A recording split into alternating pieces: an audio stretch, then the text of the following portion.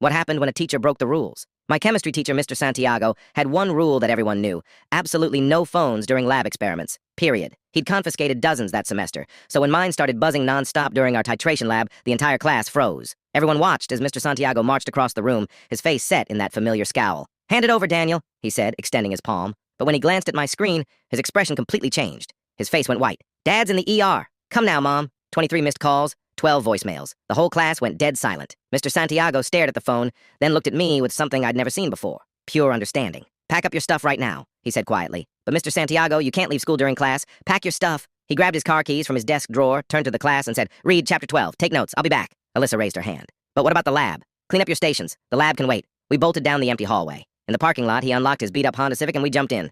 The second we hit the main road, he floored it. 60 in a 35, 80 in a 55. "My father had a massive heart attack when I was 17, he said, knuckles wide on the steering wheel. I was in algebra class. Asked to leave 3 times. He ran a red light. My teacher said the test was more important than my family drama. Wouldn't let me go. We screeched around a corner. He died while I sat there solving for X. We pulled into the hospital parking lot on 2 wheels. I ran inside, found my mom sobbing in the waiting room. Dad was stable. Bad fall off a ladder.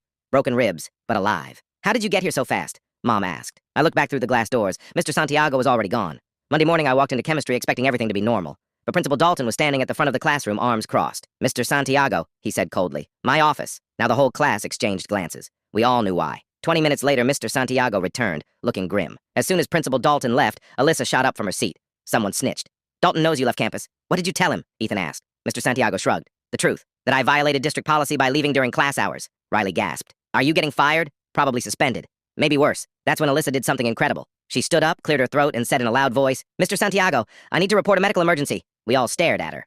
"Friday during lab, half the class got severe food poisoning. You had no choice but to escort us to the nurse's office, remember?" Understanding dawned on Ethan's face. "Oh yeah," he said, clutching his stomach dramatically. "Worst stomach bug of my life." "Definitely food poisoning," Riley added. "Had to leave immediately." "Could barely walk," said Jaden. "Life-threatening situation," said Madison. One by one, every single student in that class backed up Alyssa's story. Even kids who usually hated Mr. Santiago. Even the ones who'd failed his tests. 28 students, same exact story, straight faces. When Principal Dalton returned an hour later to investigate the incident, he interviewed 6 random students. "Food poisoning," said the first. "Emergency situation," said the second. "Mr. Santiago saved our lives," said the third. Dalton looked increasingly frustrated. "So none of you saw Mr. Santiago leave campus for any other reason?" "What other reason?" Alyssa asked innocently. "He was helping 6 students. Principal Dalton left empty-handed. No witnesses, no evidence, no violation. That afternoon, Mr. Santiago found a folded piece of paper on his desk. Thanks for teaching us the most important lesson of all, that some rules are meant to be broken when it matters." It wasn't signed. 28 different handwriting styles. He never found out who organized it. We never told him it was Alyssa's idea, but from that day forward, whenever someone's phone rang during lab, Mr. Santiago would just say quietly, "Everything okay at home?" Because sometimes being human matters more than being right.